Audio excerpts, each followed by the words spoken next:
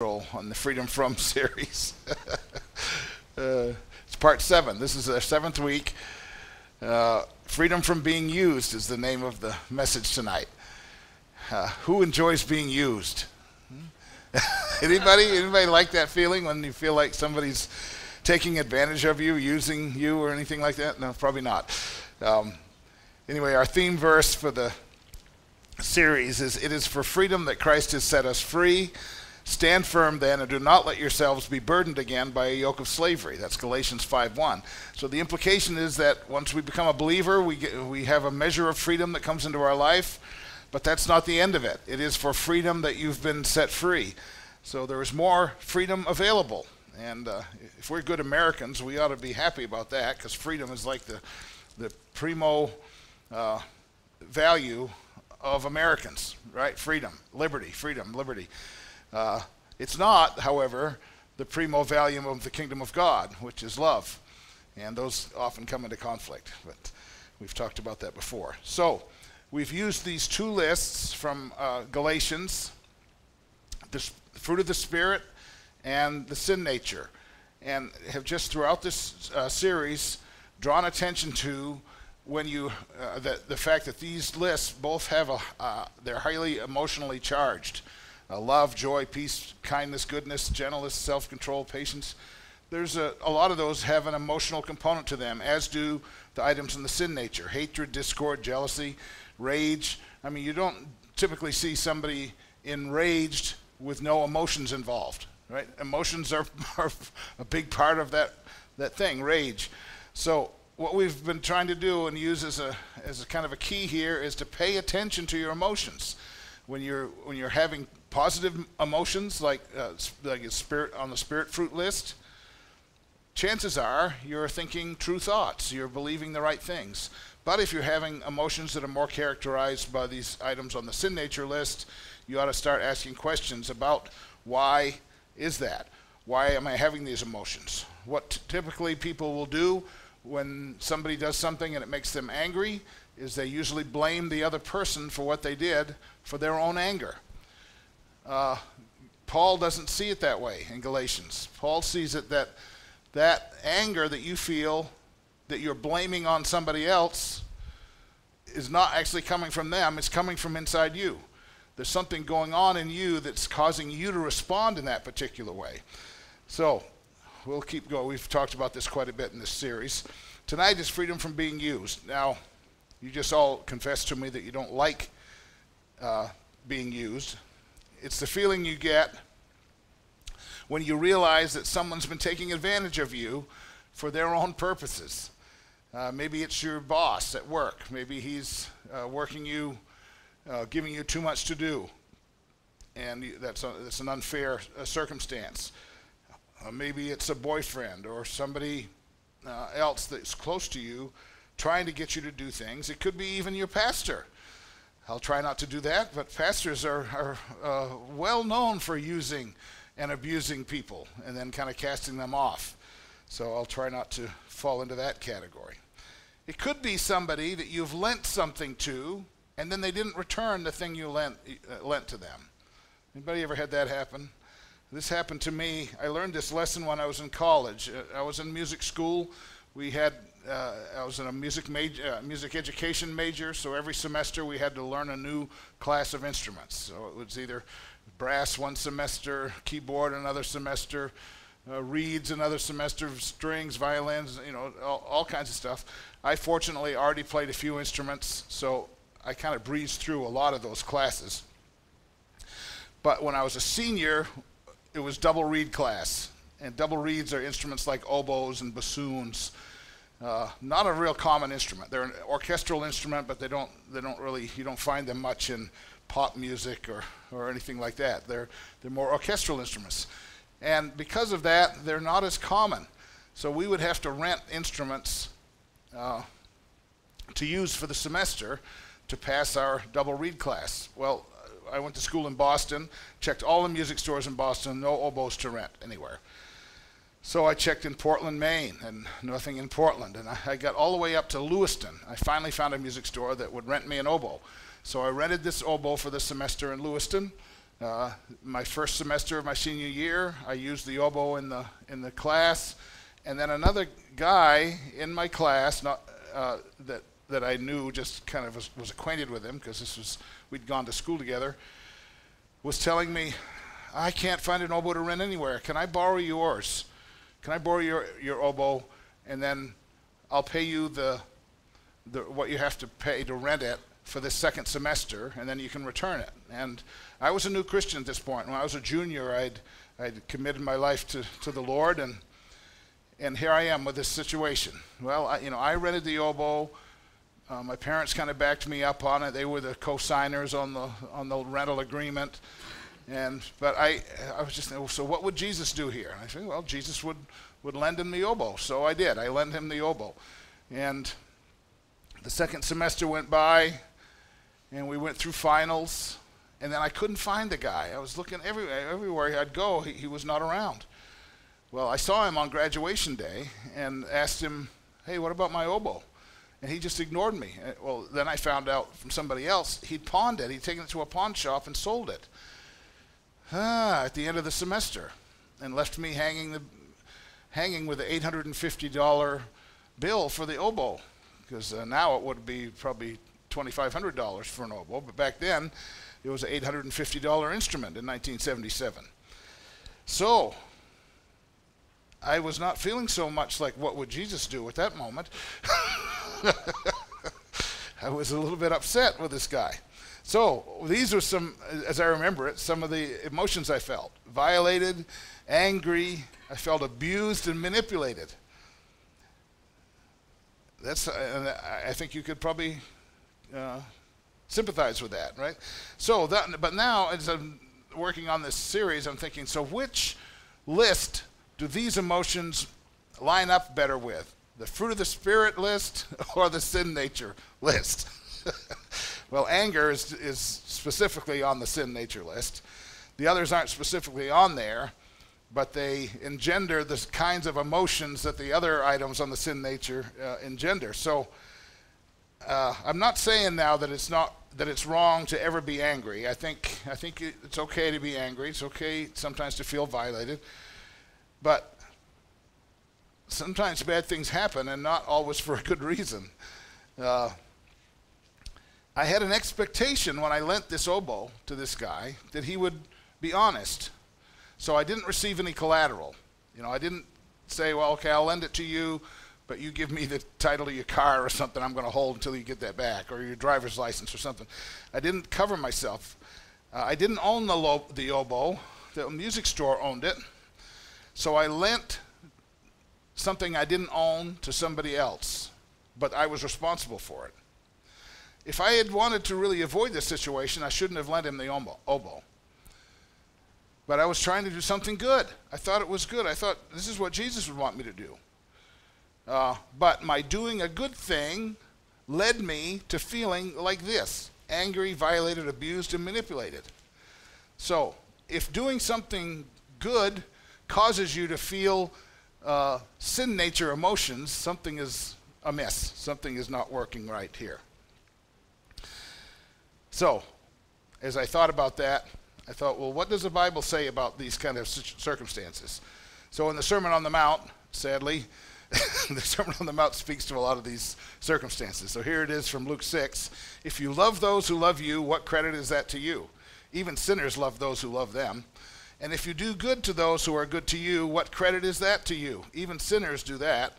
And if you lend, here we go, if you lend to those from whom you expect repayment, what credit is that to you? Even sinners lend to sinners, expecting to be repaid in full. Yeah, I wasn't real excited to read that verse, because that verse was not validating my emotions. That verse was not making me, that was not a misery loves company verse for me. But nonetheless, it's what Jesus had given me for advice, and gives all of us for advice. I thought that my classmates' actions were what were causing me to feel violated and abused and angry, because I had an expectation that my classmate would return the oboe that I lent to him. So you see what I underlined two words here. If you lend to those from whom you expect repayment, what credit is that to you? Even sinners lend to sinners expecting to be repaid in full. So Jesus is talking about expectations. He's speaking right to that circumstance. He's speaking right into where I was at this point. My expectation was the reason for me feeling angry, because I expected him to return that oboe. So then you have to ask the question like this: What emotions would I have had if I had had no expectation that my classmate would have returned that oboe? Probably none. And if I had no expectation that he would return it, then I wouldn't feel angry or abused or violated, because I would not have the expectation that was at the root of me feeling that way. I probably wouldn't have had that emotion at all, those emotions at all.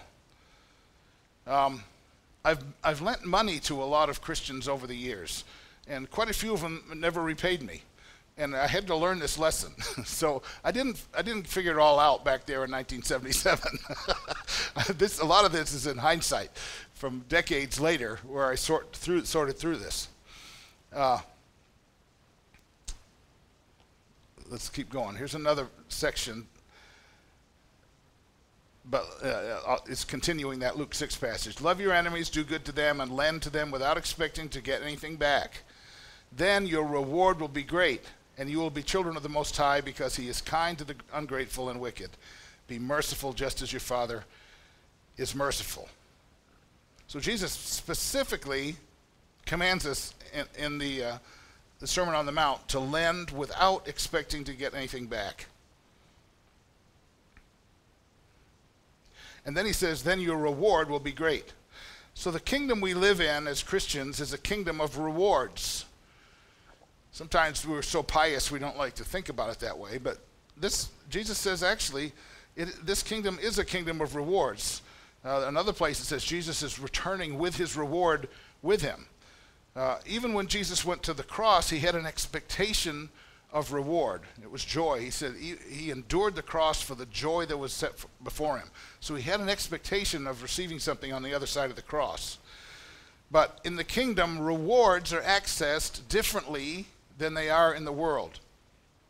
So the two questions are this: what is your expectation when you're in a situation like this? What are you expecting, and where is your source? If you're motivated to profit off others, and you see others as your source, you'll see people using you as abuse and feel violated by that.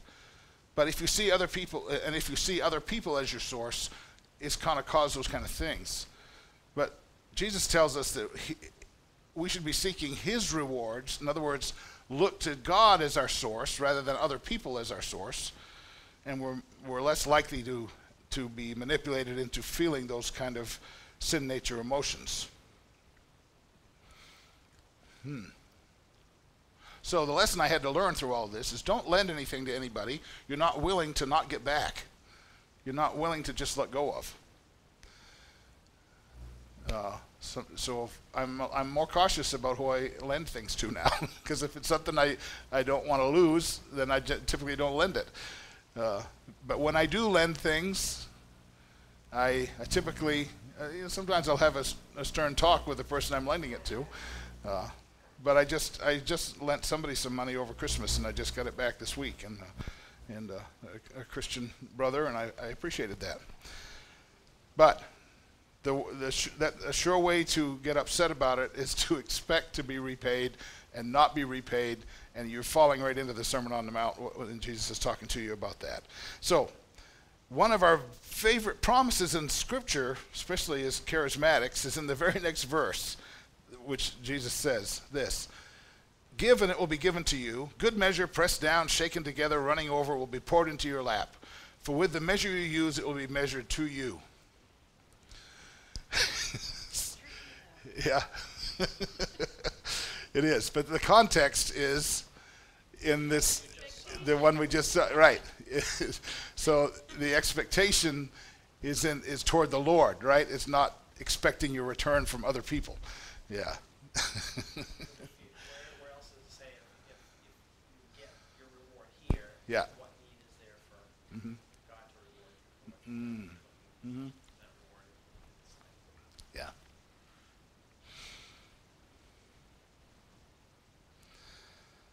Yeah, the context of this verse is loving and doing good and lending without an expectation of return, without an expectation of profit. So we have to be careful about living our lives outside the church under one set of rules and living them inside the church under another set of rules, which a lot of Christians do that. And I think we ought to be cautious about that. It really brings up, how does a Christian banker function in the world now? But although Jesus told that parable once about, the minas or the talents, and he kind of rebuked one of the people for not putting the money in the bank to receive interest on it. So I don't think Jesus is entirely opposed to lending with interest, but I think that's in a parable. The other side of that is in the Sermon on the Mount. So I think the way I resolve all of this is I just recognize that all of my supply comes through God. It's all his. I'm a steward of what I have, what he's given to me. I'm going to steward it the best I can, but I'm not going to put myself in situations where I'm going to lose my peace if I lose a little bit of something I've lent to somebody else because it was God's on loan to me from God anyway. Right? I was just stewarding it as it is. Okay.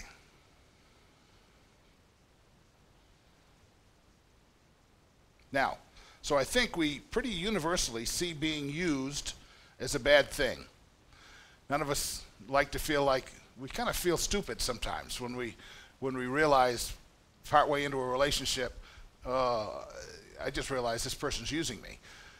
It can be for emotional support, it can be for financial support, it can be for all kinds of reasons that people might use us.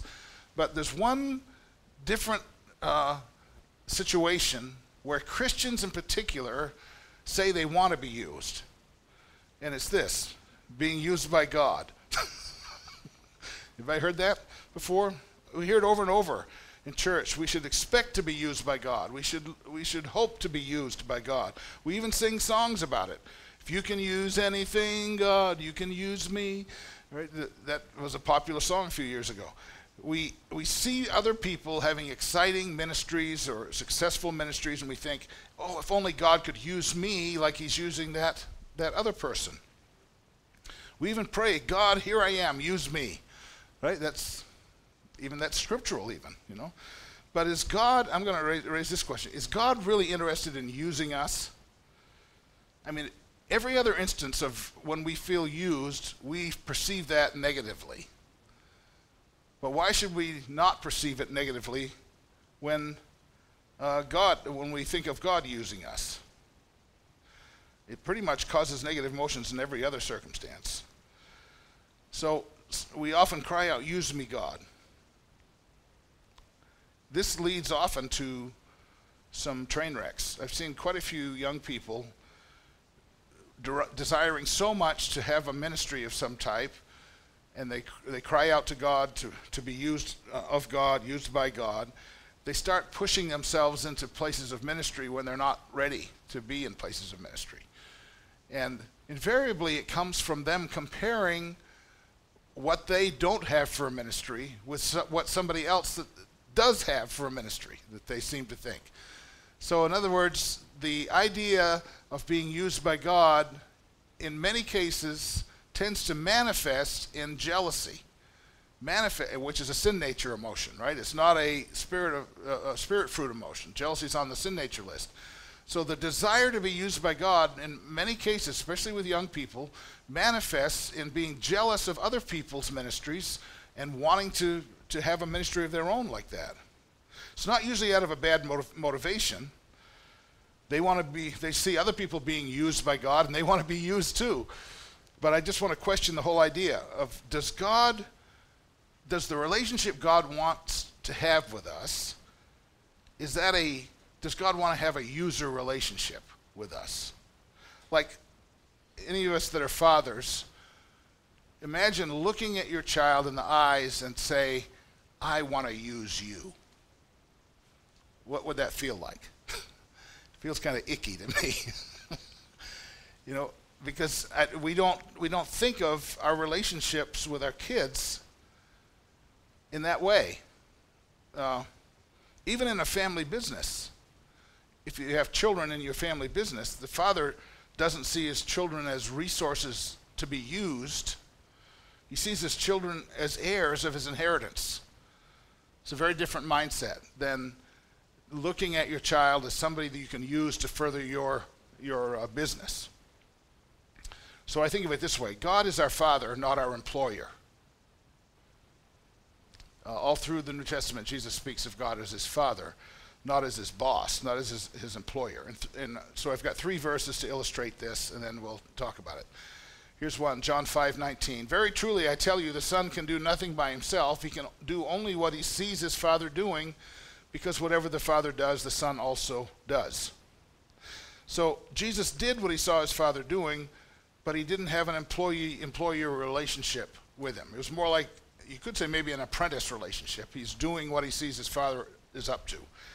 He got on board, in other words, with what he saw his Father was up to.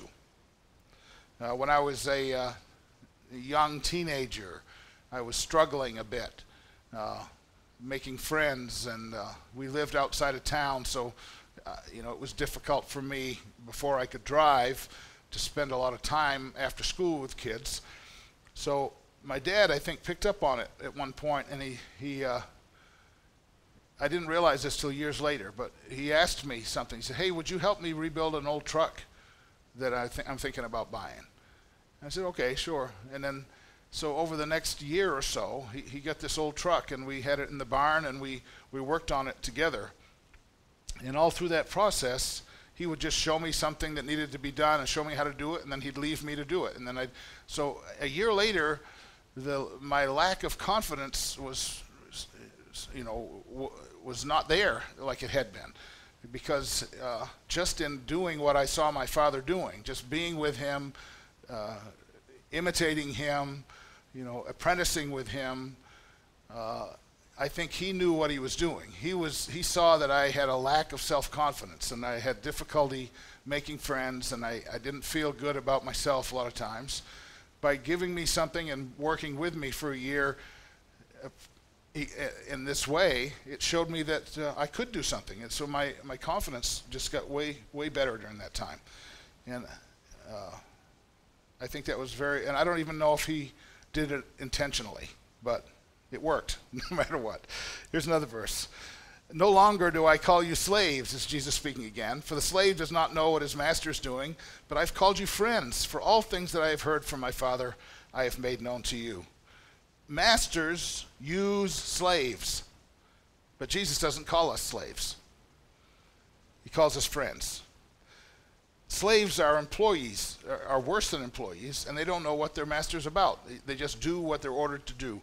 And so Jesus is telling us here, God doesn't want that kind of relationship with us. He wants us to be aware of what's on his heart, so we can make it part of what we want as well. The verses about abiding in the vine, I won't read all of that from John 15, are instructive here. In other words, the Father prunes the vine to make it more fruitful. He works on us and in us, but the vine is not seen as an employee or being used by the vine dresser. It just bears fruit. It just bears fruit that way. We're also called co-workers. Paul said, as God's co-workers or co-laborers, we urge you not to receive God's grace in vain. So Paul didn't see himself as a slave, or didn't see himself as being used by God, or an employee of God. He saw himself actually as a co-worker with God. So all this is just to say, by putting your focus on being used, I think it invariably leads to you comparing yourself with other people. Putting your focus on what God is doing, co-laboring with him, keeps you connected to the vine, keeps you it's a more healthy relationship. It's about being fruitful. So I don't think really God wants to use us. he calls us his friend, his co-laborer. He likens us to a vine that abides in him. He wants us to do things with him, not so much for him.